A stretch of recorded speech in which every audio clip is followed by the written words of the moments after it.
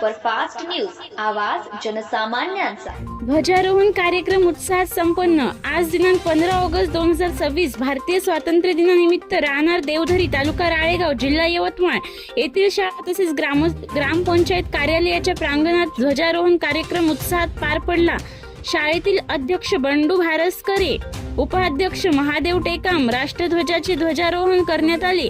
यावेळी शिक्षक, मुख्याध्यापक अमोल सरोदे सर, अंकुश काकड सर, विद्यार्थी व पालक मोठ्या संख्येने उपस्थित होते।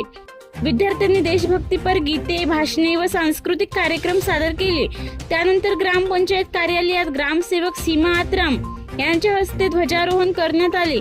त्यानंतर शिष्यवृत्ती परीक्षेमध्ये 2 विद्यार्थी पात्र झाले, त्या विद्यार्थ्यांना भेटवस्तू देऊन गौरव करण्यात आला। तसेच शाळेला आवश्यक भौतिक सुविधेची लगेच पूर्तता केल्याबद्दल ग्रामपंचायत प्रशासक श्री मस्के साहेब व ग्राम प्रशासन अधिकारी सीमा आत्राम मॅडम यांचा शाल व श्रीफळ देऊन सन्मान करण्यात आला।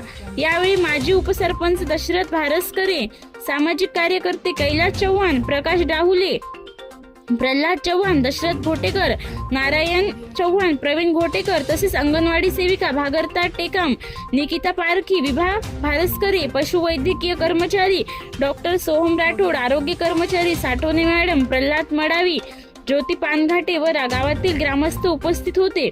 उपस्थितांनी राष्ट्रध्वजाला मानवंदना देऊन राष्ट्रगीत गायले। कार्यक्रमाच्या शेवटी उपस्थितांना स्वातंत्र्य दिनाच्या शुभेच्छा देण्यात आल्या। संपूर्ण परिसरात देशभक्तीचे वातावरण निर्माण झाले होते। महाराष्ट्र सुपरफास्ट न्यूज साठी बंडू भारसकरे, राळेगाव।